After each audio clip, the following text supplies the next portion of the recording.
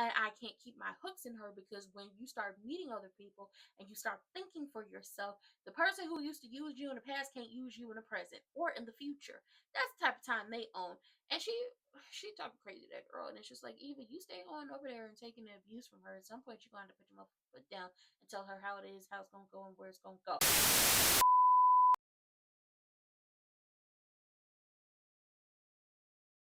Lawful wedded husband. To be my Barbara. Not Barbara's heart. With a tramp like you? Well, I know it hurts being third rate, but aren't you accustomed to it yet? Oh, Robin, I see. I baptized myself the slut of Springfield! Son of a bitch in heat. I found out myself what love is all about.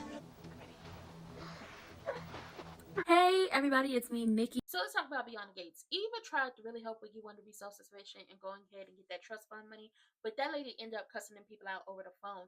And Eva was like, I don't get you. You had every opportunity to really talk to these folks, and instead you did the opposite of what I told you to do. I set this up. I used my connections to make this happen, and you still did not talk to these people like I told you to talk to these people. I'm trying to help you be self-sufficient, okay? Because you out here thinking that the magical elf bill man is gonna pay the bills for you when you throw the bills in the trash can, and the elf bill person, not even a man, is a woman, is Eva, but then it turns into a man because it's Ted, because you don't want $100, you don't want $1,000, you want exuberant amounts of money because you feel like you are owed that. But let's be clear on something: nobody's owed anything in this life. Nobody. But child, Eva, you stay going over there getting your daily dose of abuse, emotional and mental, and her running your pockets. At some point, you're going to have to pick your coochie up, put it back in your pocket, and put your foot down and tell her what it is, how it's going to be, and how it's going to go. Like, she used Nicole against her. Oh, this is about Nicole. She was like, I love Nicole. I don't like the way everything went down. But Wiggy Wonder is definitely trying to keep Eva from branching off and creating relationships with people, because the moment she creates relationships outside of her, Wiggy Wonder realizes, oh, she doesn't need me as much as she would have in the past, and I can't keep my hooks in her because when you start meeting other people and you start thinking for yourself, the person who used to use you in the past can't use you in the present or in the future. That's the type of time they own. And she talking crazy to that girl, and it's just like, Eva, you stay on over there and taking the abuse from her. At some point, you're going to have to put your foot down and tell her how it is, how it's going to go, and where it's going to go. Now, when is Peaches showing up? And is Peaches Barbara? I don't know. But what I do know is you had every opportunity to get that trust fund. And if Eva picks up the phone and gets that trust fund money, you're going to be sick. Now, Smitty, Martin, Sabbatical, and Tidarius are having a cute little family game night. Baby, they whooped Tidarius in spades. It was so sad. Sabbatical was talking, trash. Okay, baby, they was playing Joker, Joker, Deuce, Deuce, and it's just like, I see why y'all talking trash. At least ain't nobody get cussed out. You see anybody get cussed out. So, Smitty sent the kids out to, start getting stuff ready for school and everything. Because he want Martin up out of his house. And he was like, you need to respect boundaries. I know what you're trying to do. You're trying to get yourself back into this house. And Martin is like, I have boundaries too. I don't know if we'll ever be these people again, but I want to see my kids, okay? I want to see my kids. And they just going back and forth about boundaries. And Smitty feeling like Martin is trying to guilt himself back into the house. And Smitty ain't on that type of time. He don't want him there. We ain't even there yet. He's sick of him. He tired of him. All these different things. My dog is barking and she's really rude for no fucking reason. She's just rude for no reason. And I don't know if y'all can hear it, but she's hella rude. Anyway, as they're having this conversation and Smitty is about to put Martin out the house, Naomi calls him, and he was like, Naomi only calls me when it's serious because typically it's just texting. So Naomi and Jacob come over, and they explain to them that they found Tidarius and Sabbatical's biological mother. They weren't looking for her. They weren't looking for this information. It's the houseless lady that she asked Martin to help her find a hotel for, and they needed to come to them because not only are they Tidarius and Sabbatical's parents, it's also a closed adoption. So anything that happens with the kids in June has to go through them first because they're their children. Martin said, you know what? Well, think about, the meeting. Smitty said, no, ain't gonna happen.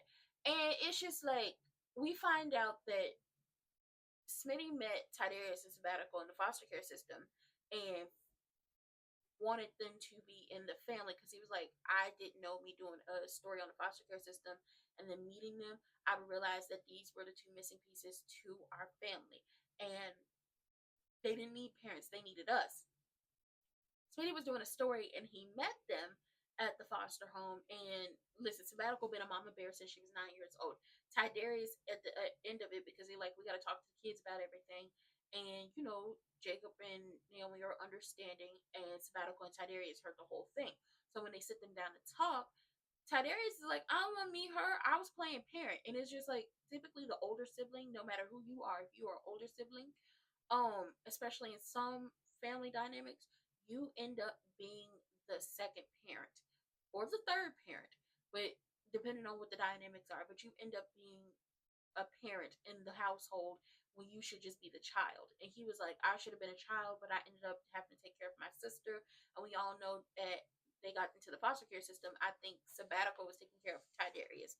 And at first it was like, I don't want to meet her, don't want to talk to her. They had a private conversation because Martin and Smitty are very worried about what if they meet and she won't take their babies. Like, what if they meet and they don't meet them no more? Like, there are kids. Smitty had to put his foot down. Like, no, don't say it. They are our kids. And Martin was like, listen, y'all have a connection, but sometimes I just feel like the other dad. But Tidarius and Sabbatical at one point weren't feeling the meeting June. Tidarius mostly. Sabbatical was like, you know, I don't see her as this villain. Maybe things are different. Who knows? But eventually they come to the conclusion that yes, they do want to have a sit down meeting with her. So we're gonna see how this goes. Now, Kat and Tomas are supposed to be having a dance lesson with a dance instructor named Santi. And Santi, Tomas thought was a woman. No, Santi is a man. And Santi was like, baby, I got this Latin blood flowing through me. The rhythm is in my blood. Okay, I got the best tips in DC. Let's get it. Let's go. Let's do it. And at first, when Kat and Tomas are dancing, it's not hitting on nothing. He's saying, you need to trust me to lead. And it's just like, she can't trust you to lead because she don't trust you. But Santi was like, oh, baby, y'all embarrassing me. Oh, my God, I can't do this. I can't do this. So he go ahead, send Tomas over there to the bar at Uptown. Go and sit yourself over there. And he started dancing with Kat. And, baby, they getting it. They doing it. They having a good old time. Okay? And Santi is throwing shade. Shade, half a shade. Throwing all types of shade towards Tomas, telling him he got cement feet. That he ain't got that. The rhythm is not in his blood, unlike Santi. So Tomas ends up stepping in because now he didn't got a little jealous. Okay, I guess he didn't got his confidence back, so he stepped in, and now him and Kat are really working together, and the salsa dance is coming together. Eventually, after they finish their lesson, they're sitting down, they're talking. He's talking about his family and how he grew up and how he learned the salsa and how his abuelito would have like real vinyl records and would play the real stuff like that speaks to the heart, that like gets the heart pumping and everything. And Kat is just sitting there listening. And Kat is listening and listening and listening, and Fat Ma start purring. Okay, if she purring. So what Kat do, she like, hey, Chelsea. She called Chelsea and it's like, are you going to be at home? Okay, cool, because I'm going to have Tomas come over. Okay, I'll tell you how it is after. And they end up going home and everything, and they took a shower together. I was like, oh, y'all in it. Okay, y'all in it. And they have sex again. Maybe I really thought, because the chemistry, like, the passion was there. I thought it was Kat. She wasn't feeling it again. I don't know what it is. There's a disconnect. I don't know. Fat Mom was purring. She was wrapped up to go. She took a shower with this man, got her hair wet. I don't know what happened. Listen, girl, if you ain't feeling it, you ain't feeling it. Don't spend your life having bad sex, okay? Anyway, Chelsea and Madison are at the country club, and up pops Allison. Allison is crazy. Allison got her buddy pass, buddy, whatever it is, from Diego. You know, Diego's a trainer. We ain't seen Diego in a minute. Anyway, she there. At first, she was talking about, oh, I'm here. My trainer got me a buddy pass. And Chelsea, like, laid down the law with her. Was like, listen, a buddy pass don't mean, courtesy. Stop playing with me. Then she was trying to offer Chelsea a business opportunity. And Chelsea was like, once again, shutting her down. And I was like, Madison, I see what you see in Chelsea, girl. I see it. She shut her down because she was like, first of all, you're very unprofessional and you ain't about that life when it comes to business. Baby, this ain't personal. This is business. Because if it was really about business, and you would have sent over a whole damn thing when it came to marketing, but we have a marketer. She didn't say that they have a marketer, but we got Kat, and Kat does the damn thing.